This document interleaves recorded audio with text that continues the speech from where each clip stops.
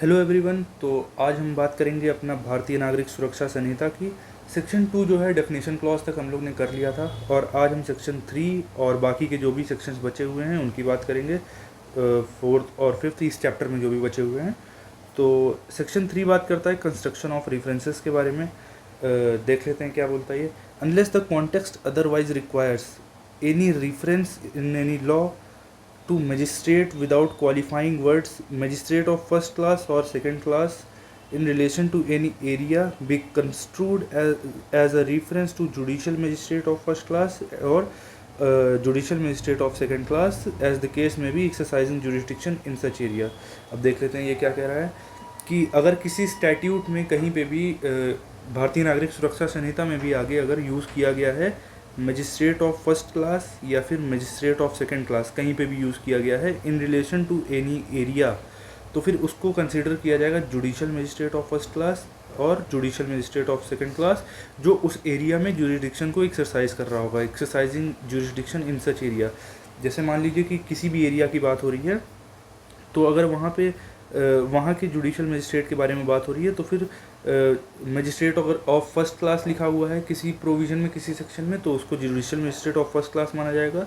Magistrate of second class लिखा हुआ है किसी प्रोविज़न में या फिर किसी सेक्शन में, तो फिर उसको जुडिशियल मजिस्ट्रेट सेकंड क्लास माना जाएगा। तो अब अगले सब क्लॉज की बात कर लेते हैं।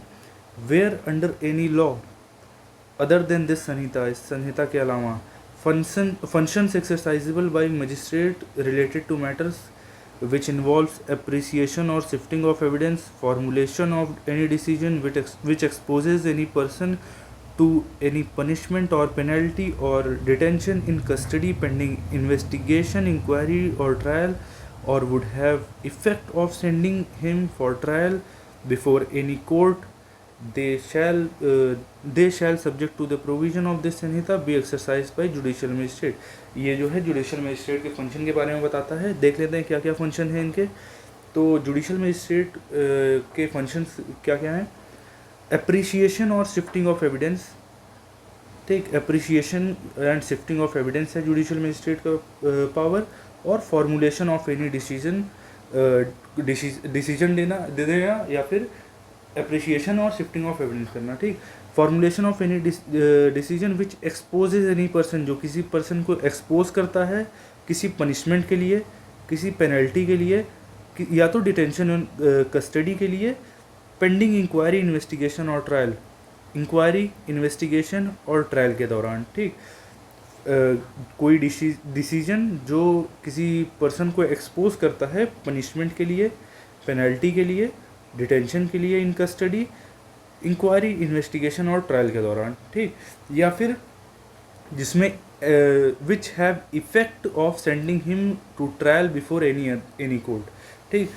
जिसमें इफेक्ट है कि हाँ किसी और कोर्ट के सामने ट्रायल जिससे प्रोसीड किया जा सके, ठीक। तो ये है हमारा जुडिशियल मजिस्ट्रेट का फंक्शन। इसके बाद एग्जीक्यूटिव मजिस्ट्रेट का फंक्शन सब क्लॉज बी में दिया हुआ है। विच आर एडमिनिस्ट्रेटिव और executive in nature, such as granting of licence, suspension और cancellation of licence, sanctioning a prosecution for withdrawing from prosecution. They shall subject to the provisions of clause A B exercisable by executive magistrate. Executive magistrate के functions क्या क्या हैं। Administration या फिर administrative या executive function है, ठीक। Granting, suspension और कैंसिलेशन ऑफ लाइसेंस, सैंक्शनिंग और प्रोसिक्यूशन और विड्रॉइंग फ्रॉम प्रोसिक्यूशन, ठीक। पहले तो ये एडमिनिस्ट्रेटिव फंक्शन या फिर एग्जीक्यूटिव फंक्शन है। इसके फंक्शन का नेचर एडमिनिस्ट्रेटिव या फिर एग्जीक्यूटिव है। ग्रांट करना, सस्पेंड करना, कैंसिल करना लाइसेंस को, या फिर सैंक्शनिंग प्रोसिक्यूशन और विड्रॉइंग फ्रॉम प्रोसिक्यूशन, ठीक। पहले भी ये सेक्शन 3 में ही दिया हुआ था, लेकिन मेट्रोपॉलिटन मजिस्ट्रेट और मेट्रोपॉलिटन एरिया के बारे में तब प्रोविजंस दिए हुए थे इसी सेक्शन में, अब इसको रिमूव कर दिया गया है, ठीक। अब सेक्शन 4 पे आते हैं। सेक्शन 4 जो है वो ट्रायल ऑफ ऑफेंसेस अंडर भारतीय न्याय संहिता एंड एनी अदर लॉ। जैसा कि हम जानते हैं कि जो पुराना आईपीसी और सीआरपीसी था, या फिर अभी BNS और BNSS है, इनको सिस्टर कोड्स कहा जाता है, मतलब रेड टुगेदर। ठीक, जो इसमें इसमें जो प्रोविजंस हैं उन्हीं के प्रोसीजर भारतीय नागरिक सुरक्षा संहिता में दिया हुआ है। तो यही बता रहा है ये कि जो भी ऑफेंसेस भारतीय न्याय संहिता में दिए हैं वो इन्वेस्टिगेट किए जाएंगे, इंक्वायरी की जाएगी उनके बारे में, ट्राइड और otherwise dealt with according to provisions hereinafter contain.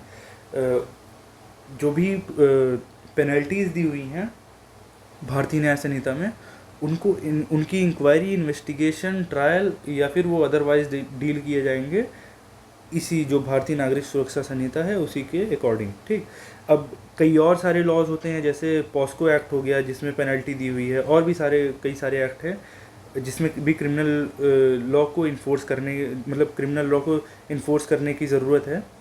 तो all the offences under any other law shall be investigated, inquired into, tried and otherwise dealt according to same provisions, but subject to enactment from time being in force regulating the manner or place of investigating, inquiring into, trying or otherwise dealing with such offense।